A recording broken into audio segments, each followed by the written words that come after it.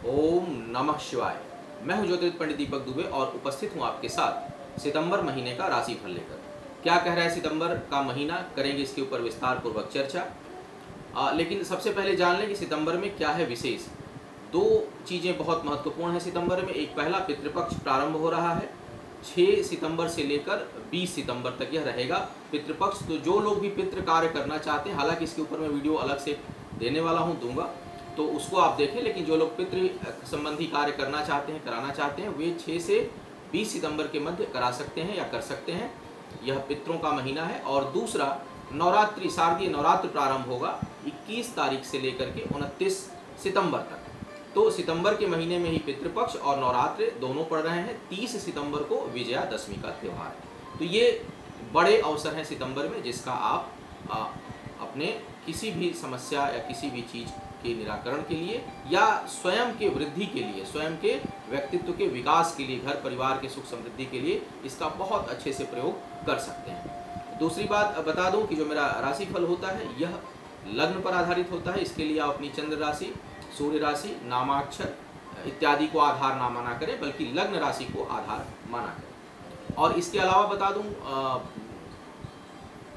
दर्शकों को, जो मोबाइल पर अधिकांश लोग आजकल देखते हैं कि मुझसे जो परामर्श तो नीचे नहीं देख पाते हैं, मुझे लगता है लिखा रहता है कि जो लोग परामर्श लेना चाहते हैं वो मेरी जो अपनी वेबसाइट है astrotips.in उसके माध्यम से परामर्श ले सकते हैं। और मेरे ऑफिस का समय 10 से 6 का रहता है, मंडे टू फ्राइडे, तो उसी दौरान आप संपर्क किया करें। अब बात करते हैं आपकी राशि की। धनु वालों की यदि मैं बात करूं तो ये महीना मिला जुला परिणाम देने वाला है। सम्मान प्राप्त होगा, सम्मान मिलने की स्थिति बन रही है आपके लिए। क्रोध बढ़ेगा, क्रोध पर नियंत्रण रखने की आवश्यकता है। क्रोध कहीं से भी बहुत अच्छा नहीं होता, बार बार कहता हूँ। हालांकि मुझे भी आ जाता है कभी कभी, स्वाभाविक प्रक्रिया है, हम लोग मनुष्य हैं। लेकिन हमेशा अगर ध्यान रहे कि क्रोध ना आए या क्रोध पर नियंत्रण हो, तो नियंत्रण किया भी जा सकता है। तो थोड़ा क्रोध पर नियंत्रण रखिएगा ताकि आपकी अपनी एनर्जी बची रहे, आपका अपना पॉजिटिवनेस, आपकी अपनी जो ऊर्जा है, सकारात्मक ऊर्जा है, वो बची रहे, वो नुकसान ना हो। तो इसलिए क्रोध को नियंत्रित करिए।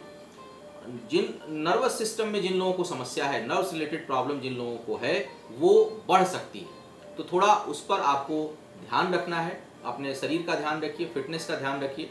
और नर्व्स रिलेटेड कोई प्रॉब्लम है तो बिल्कुल जो है वह लापरवाही मत बरतिए, तुरंत चिकित्सक का परामर्श लीजिए, डॉक्टरों की सलाह आपको लेनी चाहिए। थोड़ी भूलने की समस्या इस समय हो सकती है, अचानक कोई चीज़ भूल जाएंगे। इस तरह की कोई रोग नहीं है, लेकिन इस समय कुछ ऐसी स्थिति बनेगी कि आप भूलेंगे बहुत जल्दी। तो इस प्रकार का योग दिखाई दे रहा है। अचानक लाभ और अचानक हानि, इस प्रकार का योग भी दिखाई पड़ रहा है। तो थोड़ी डावाडोल सी स्थिति है।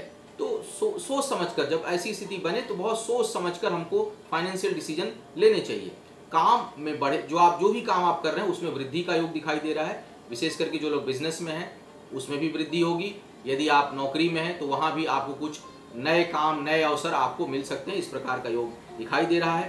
प्रेम संबंधों में घनिष्ठता बढ़ेगी और नज़दीकी बढ़ेगी। प्रेम संबंधों में एक दूसरे के ऊपर भरोसा बनेगा, इस प्रकार का योग दिखाई दे रहा है। जीवन साथी के कारण भाग्य में बहुत अधिक वृद्धि होगी। तो जो लोग जीवन साथी के साथ अपने मिलकर, चाहे वो प्रेम संबंधों में हो या वैवाहिक जीवन में हो, बहुत करीबी जो रिश्ते हैं, अगर उनके साथ मिलकर कोई काम करते हैं, साथ नहीं मिलकर काम कर रहे हैं तो सलाह लेकर यदि आप काम करते हैं तो उससे भाग्य बढ़ेगा, भाग्य का साथ बनेगा, तो आपके काम में वृद्धि होगी। इस प्रकार का योग दिखाई दे रहा है। इस समय पिता का भी साथ मिलने वाला है। पैतृक संपत्ति से संबंधित कोई कार्य है या पैतृक संपत्ति मिलने की संभावना है या उसका कोई विवाद चल रहा है, तो उसमें चीज़ें आपके पक्ष में होती हुई दिखाई पड़ रही हैं, वहाँ से आपको लाभ मिल सकता है। बहुत से लोगों के लिए स्थायी संपत्ति का भी योग बन रहा है। तो कोई चल अचल संपत्ति खरीदना चाहते हैं, निवेश करना चाहते हैं, तो थोड़ा पितृपक्ष का महीना है, उन चीज़ों को जरा ध्यान में रखते हुए, मुहूर्त को ध्यान में रखते हुए निवेश कर डालिए, उससे आपको लाभ होगा। एक चीज़ जो नकारात्मक मुझे दिखाई दे रही है आपके लिए, और वो बहुत प्रभावशाली है, और वह है कि आपको कहीं अपमान झेलना पड़ सकता है, आपके सम्मान को कहीं ठेस लग सकती है।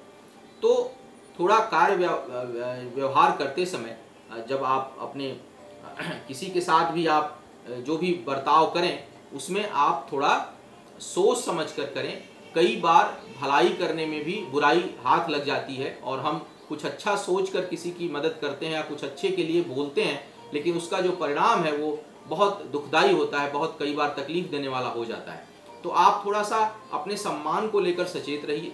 किसी दूसरों के मामलों में उतना ही अपने को इन्वॉल्व करिए जितनी आवश्यकता हो, या उससे भी कम करिए, क्योंकि इस समय मुझे लगता है कि आप कहते हैं ना कि हवन करते हाथ जला, यज्ञ करने में हाथ जला लिए, तो आप किसी की भलाई करने में अपने लिए मुसीबतें मोल लेंगे और उसमें आपको अपमान भी बाद में मिलेगा। इस प्रकार की स्थिति आपके लिए बन रही है। तो कुल मिलाकर यदि मैं इस महीने की बात करूं तो थोड़ा हेल्थ में, नर्वस सिस्टम को लेकर आपको सतर्कता बरतनी है, क्रोध पर थोड़ा नियंत्रण करना है, और लेकिन बाकी मामलों में यह महीना काफ़ी बेहतर है। कैरियर को लेकर विशेष करके बहुत अच्छा महीना है, कैरियर और प्रॉपर्टी को लेकर के। तो आप इससे संबंधित कोई भी कार्य करेंगे उसमें आपको सफलता मिलेगी। आपका आने वाला समय शुभ हो, आयु, आरोग्य और ऐश्वर्य की वृद्धि हो। इन्हीं शुभकामनाओं के साथ आपसे विदा लेना चाहूँगा। पुनः मुलाकात होगी किसी नए विषय पर। तब तक के लिए मुझे आज्ञा दीजिए। ओम नमः शिवाय।